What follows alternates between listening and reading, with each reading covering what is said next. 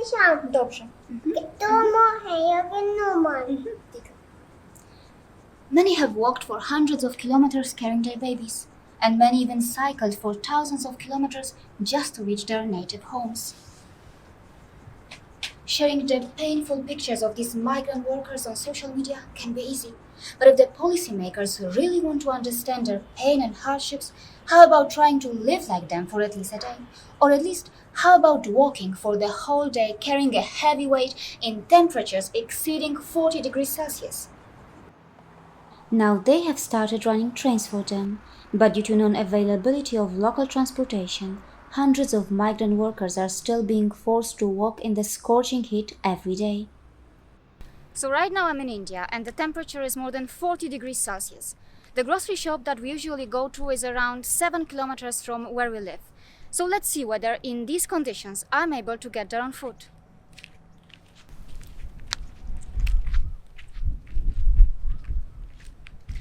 You know, for us, the most challenging part of cooking is the procedure of cooking itself.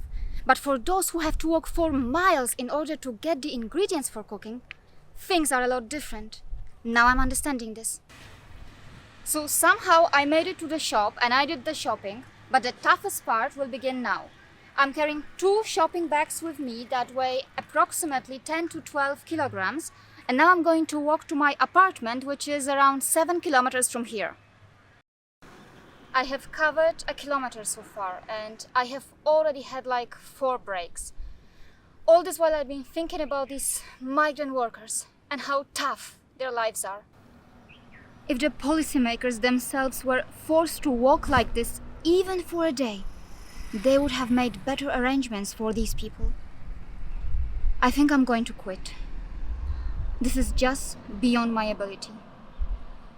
The conditions are very tough. If just a 10-kilometer walk made me so exhausted, I wonder what pain these people had to go through when they walked for more than 1,000 kilometers. It's unbelievable. Every time I see these people struggling, I have mixed emotions. I get sad. I also get angry with the system, but then I also admire these people for their strength and resilience. It is these migrant workers who are your delivery boys, your domestic help, your security guards, your plumbers, your electricians, etc. The urban India depends on these people, yet they faced neglect, humiliation, and misery during the lockdown. Yes, I love India for all the positive things that it offers, but India is definitely not a paradise and has many shortcomings too. But let's stay optimistic, because every pain also presents some opportunities. The corona-inspired lockdown forced hundreds of thousands of workers to leave for their hometowns and villages. But this lockdown and the reverse migration from cities to villages also presents some unique opportunities to both urban and rural India. It is well known that the over-dependence on cities for jobs leads to migration towards urban centers. This is also related to overpopulation, exhaustion of natural resources, and increase in informal settlements or slums in urban areas. As a European, one of the first things that can surprise you in India is the large number of people that are hired just to do a single job. For example, 5 to 7 security guards are usually hired at the entry gate of a residential complex. In Europe, in many cases, not even a single security guard is required because an efficient automation system is enough. With the rise in automation and some basic skill training, urban India should be able to find some balance. For example, how many urban Indians can actually perform basic tasks like welding, basic carpentry, or plumbing?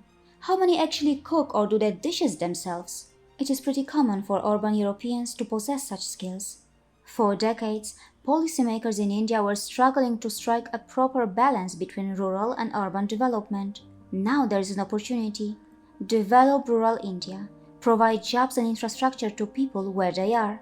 This should also help in preserving India's soul. After all, it is rural India which appears to be richer than urban India when it comes to tradition and culture.